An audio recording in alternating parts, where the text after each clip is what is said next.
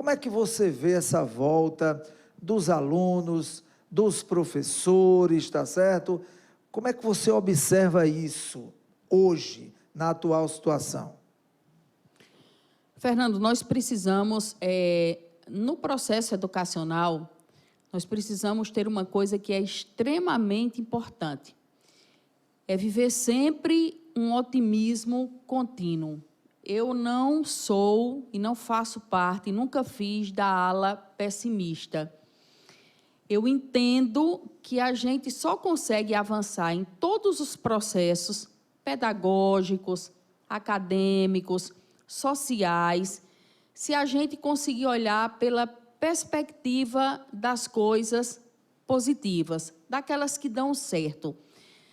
Se você começa a enxergar o mundo dizendo assim, não vai dar certo, no meu tempo era assim, se fizesse daquela forma, porque nós temos que ver o tempo de duas formas. Um tempo cronológico, mas aquele tempo que a gente chama de tempo kairos, é o tempo subjetivo, é aquele tempo que permeia o nosso dia a dia de uma maneira que faz com que a gente tenha uma perspectiva do olhar que os grandes educadores, sobretudo Rubem Alves, ele dizia que é o olhar pedagógico, é um olhar para o outro a partir das necessidades do outro.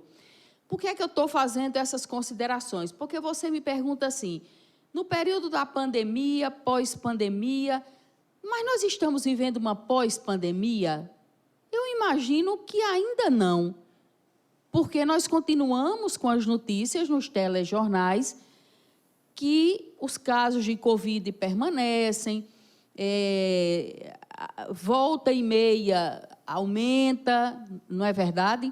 É preciso recuar em algumas situações, é preciso tomar todas as cautelas. Então, eu não entendo essa coisa de pós. Então, eu entendo um tempo que é um tempo presente. Agora, óbvio que esse tempo presente, para que as coisas deem certo, nós temos que olhar para um tempo que passou e dele tirar aquilo que de melhor aconteceu para fundamentar as nossas atitudes de um tempo presente que vai gerar o que de melhor vai acontecer no tempo futuro.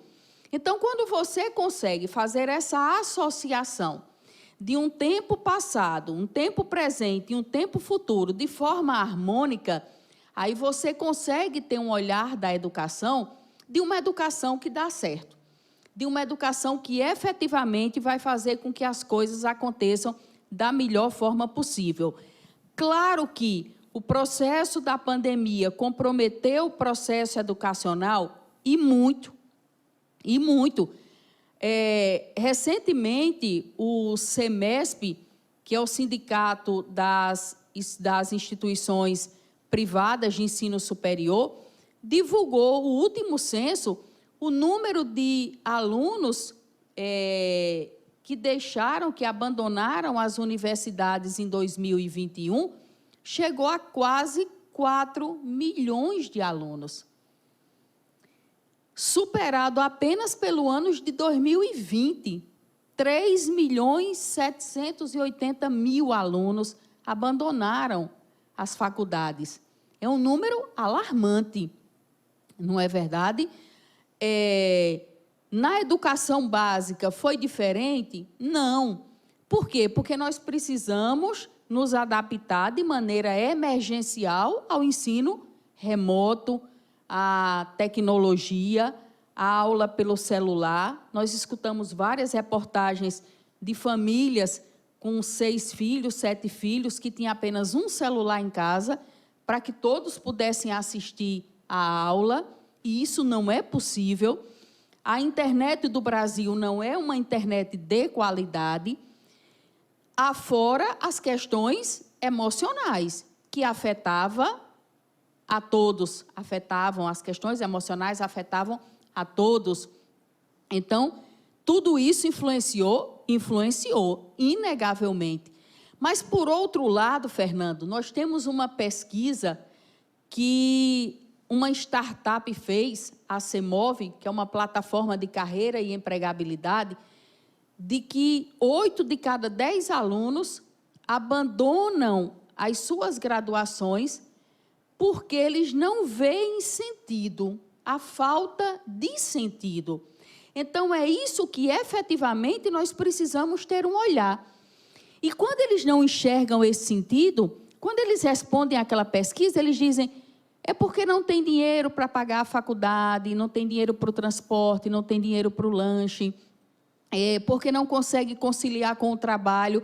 Várias são as justificativas, e nós entendemos todas elas. Eu não estou dizendo que nós não entendemos, mas quando se vai fazer uma análise da pesquisa a fundo e que se chegam às outras questões, às outras perguntas, sabe o que é o resultado? É que eles não veem sentido em estudar. Por que eles não veem sentido? Porque eles não sabem o que fazer profissionalmente, porque eles não sabem montar um currículo e porque eles não enxergam nenhuma perspectiva de carreira. E é outro debate que precisa estar na pauta das nossas universidades, públicas e privadas. O tal do planejamento de carreira. E esse planejamento de carreira, ele precisa chegar às escolas de ensino médio. Porque o aluno, para fazer um planejamento de carreira, não é quando ele está concluindo a sua graduação. Ele precisa fazer um planejamento de carreira no primeiro dia que ele entra na faculdade. As escolas de ensino médio, elas precisam já ter esse olhar para gerar uma transição. Porque essa transição é muito brusca. O adolescente sai da escola de ensino médio, entra na faculdade, é uma realidade completamente diferente. Os amigos são outros, a rotina é outra, a linguagem é outra, tudo é diferente. Até a forma dele se comunicar é diferente. Na escola é uma coisa, na faculdade ele fala assim, eu vou pagar tal disciplina, não é assim? A terminologia é diferente. Mas quem preparou esse aluno para isso? Para dar sentido a ele. E a gente, Fernando, a gente só consegue fazer as coisas bem feitas quando a gente entende o sentido delas, o porquê delas. Se você não entende o sentido das coisas, você não consegue fazer bem feito. Você só consegue fazer esse seu programa bem feito, ter a audiência que você tem, ter toda essa equipe, todos esses patrocinadores. Por quê? Porque eles veem sentido no que você faz. Porque você consegue convencê-los. A gente precisa convencer o outro daquilo que a gente acredita. Se a gente não acredita, a gente não consegue convencer ninguém. Então, nós temos que gerar um ciclo de compromisso entre a educação básica e o ensino superior.